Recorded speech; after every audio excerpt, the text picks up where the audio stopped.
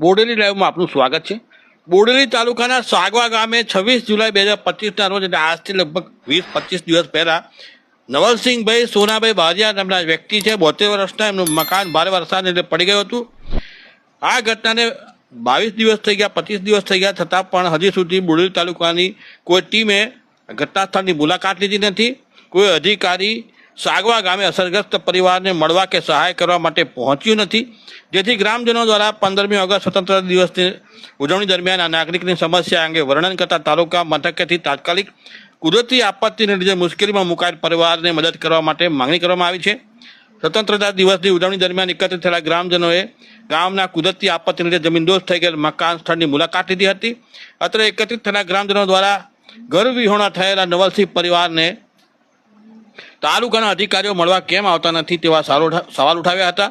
આ મકાન પડી ગયા 20 દિવસ થયા, 20-22 દિવસ થયા આ બનાવ બન્યો હતો। તે જ દિવસે સરપંચ અને તલાટીને જાણ કરી હતી, તેમ છતાં પણ તાલુકા મથકેથી 72 વર્ષના નવલસિંહને કોઈ અધિકારી પૂછવા પણ આવ્યા નથી કે કોઈ આર્થિક મદદ કે સહાય પહોંચાડવા માટે પણ પ્રયાસ કર્યો નથી।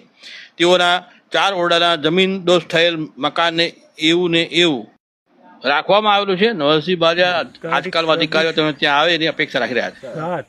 ને રાત્રે આ મારું ઘર પડી ગયેલું છે, તો હું તાલુકામાં જાણ કરી સરપંચ સાહેબશ્રીને, તો તાલુકામાં રજૂઆત કરી, તો હજુ સુધી કોઈ અધિકારી મારે ઘરે જોવા આવ્યા નથી। તો હવે મારે શું કરવું?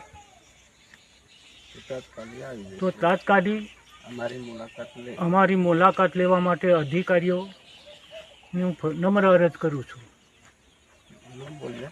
મારું નામ નવલસિંહભાઈ સોનાભાઈ બારિયા, ઉંમર વર્ષ 72, સાગવા રહેવાસી। મારું નામ પ્રતાપભાઈ નવલસિંહભાઈ, ગામ સાગવા, તાલુકો બોડેલી, જિલ્લો છોટાઉદેપુર। તારીખ 26/7/2025ના રોજ 4 રૂમનો તો સરપંચને જાણ કરેલ છે, તોય છતાં હજુ કોઈ પણ બીજો અધિકારી અમારે ત્યાં આવેલ નથી। તો તાત્કાલિક આવીને અમારું મકાન જોઈ લે, કો તો ગમે તે કરીને અમારું થોડીક ભલા સહાય મળે એ અમારી વિનંતી।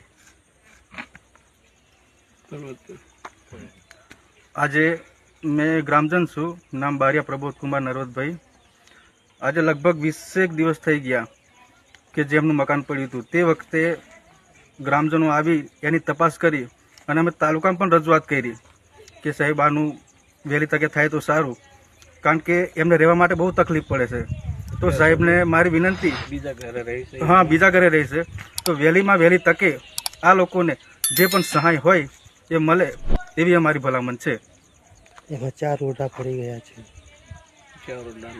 4 ઓરડાનું મકાન છે, એ આખું ધરાશય થઈ ગયું છે।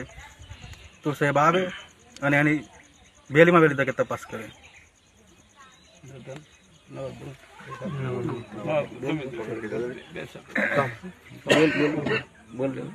મારું નામ બારિયા નવલસિંહ ઝાલસિંહ, રહેવાસી સાગવા।